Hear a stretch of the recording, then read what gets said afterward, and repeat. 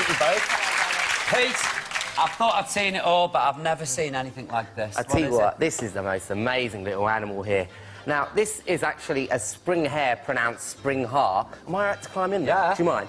Now, these guys are actually rodents. They may look a bit like a kangaroo cross between a rabbit, but they're actually very, very different. They've got very long tails, which they use for balance. They use that as a counterbalance.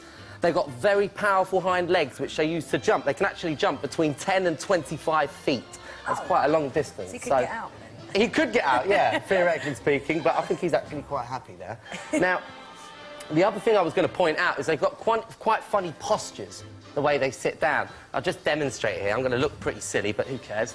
Now, they hold their legs out like that, sit their bottoms down, lean their bodies forward, face down to the ground, and supposedly this is to pick up vibrations. But to me, if you ask me, it looks like they've had a drink. Yeah. It's like me every morning when I wake up and sit at the end of the bed. That's the amazing spring hare. OK, I'm going to climb on out. Now, Pete, you know, I was bitten by an adder. I mean, seriously, I had no venom in it. I was OK. I didn't even want to say it in case it got bad. No, I remember. Yeah, yeah. But you've got a much worse story, haven't you? A bit of a bad story. Well, funny story, shall I say. I don't know how to say this. This chap in Australia, he was out in the outback and travelling around, impromptu had to use the toilet, went to squat down, OK, above one of the most deadliest snakes in the world, the brown snake, responsible for half of the snake bite deaths in Australia. So he squatted down over this snake and he got bitten. I can't say where, but he got bitten on one of his... Was it front or back? Front. Yeah. Front and back, I suppose. Really? Yeah. Was he all right? He was OK. I mean, you know, he was quite lucky because it didn't actually have any venom. It was a dry bite, so quite a lucky man. Wow. We're going to move on. I remember that. I shall never do that if I'm in the bush. Don't. What's this? These are shelter puzzik, or European glass lizards, and these are related to your local slow worm, which you can find in your garden. And these guys are found in southern Europe and certain parts of Asia. And they're amazing little creatures. Very different to snakes, because they've actually got eyelids, and they've also got ears. Snakes don't have ears, and they don't have eyelids. They don't bite. They're really quite friendly, actually. Yeah. Do you want to stroke one? Yeah. Yeah, OK. Oh, you're... I used to play with glowworms when I was little. And the way to see one of these kids, I'll tell you what, if the kids are out on holiday this year, take your camera, because if you spot one of these, maybe we can send in some of your snaps. Yeah. OK, yeah, that's a good... But on a rainy night... Well done, well done. Well done, kids. Well done. Nice one. How come it says look from afar? Why is it called a glass lizard? It's called glass lizards because to defend themselves, they fool their predators. What they do is they drop their tail, which resembles shattered glass. Bit dramatic, it doesn't really look like that. But also, they've got the shiny, shiny skin there. So that's why they're called a glass lizard. I think we're going to move on a bit now. OK. Have dangerous spiders been spotted indoors? Dangerous spiders. It was the false widow spider, which is related to the black widow. They were introduced, and those guys are poisonous. If you get bitten by one of those, definitely seek medical attention. We're going to go on over here to a really special little animal. This is one of the world's smallest species of owls. This is the Scops owl. And these guys, I tell you, if you've seen Harry Potter, you may remember Ron Weasley's post being delivered by one. What a cute little owl. These guys are great. You can stroke that one if you'd like. Oh, it's beautiful. Hello. They're real amazing birds. And these ones...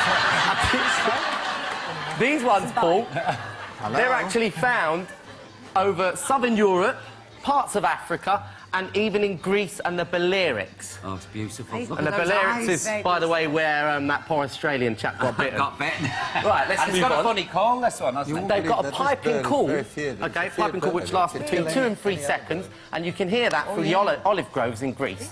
So if you're out in Greece, find some olive groves and you may hear that. Now, here's my mate here. This is what it's all about. This is what it's all about. Put them on me fingers.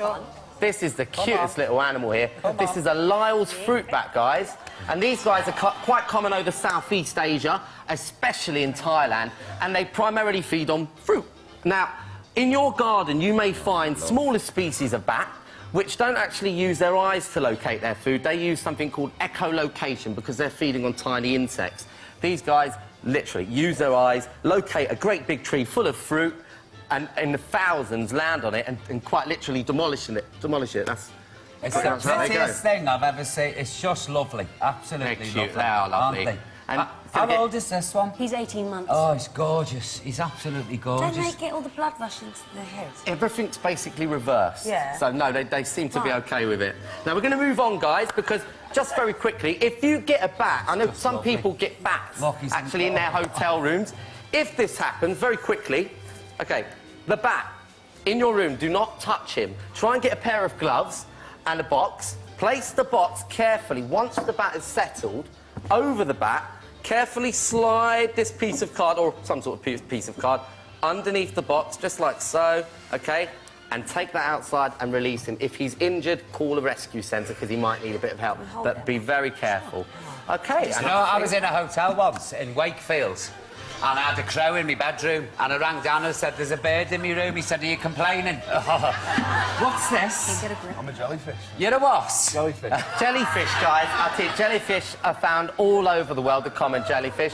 Big problems, they are poisonous, and if you encounter one in the British Isles, seek medical attention. Or there is always, of course, urine, OK? If your friend has been stung by a jellyfish, just pee on them. Really? And that supposedly helps. Right, OK. Engelbert. OK. Now, alligators are found all over southern United States and especially in Florida in the Everglades. But if you're out going to see Mickey Mouse, don't be fooled because they could just be round the corner. Do not attempt to touch an alligator. But if, for instance, I was working with alligators in the wild to research them and study them, I'll show you how I would catch him anyway. How'd you catch an alligator? All right, OK. No, go on. OK, you ready for this? Yeah. OK. OK. Right, OK. Go! OK, put your weight, hold down that mouth because you don't want him clamping onto you, and use your leg, use your thighs. OK? Use your thighs to put extra weight down there. OK? What's happened to Pete? He's just... Paul, help me, you're supposed to help me out. I've got it by the tail. Don't worry, I've got it. I've got it. You've got I've got it. Pete, thanks very much.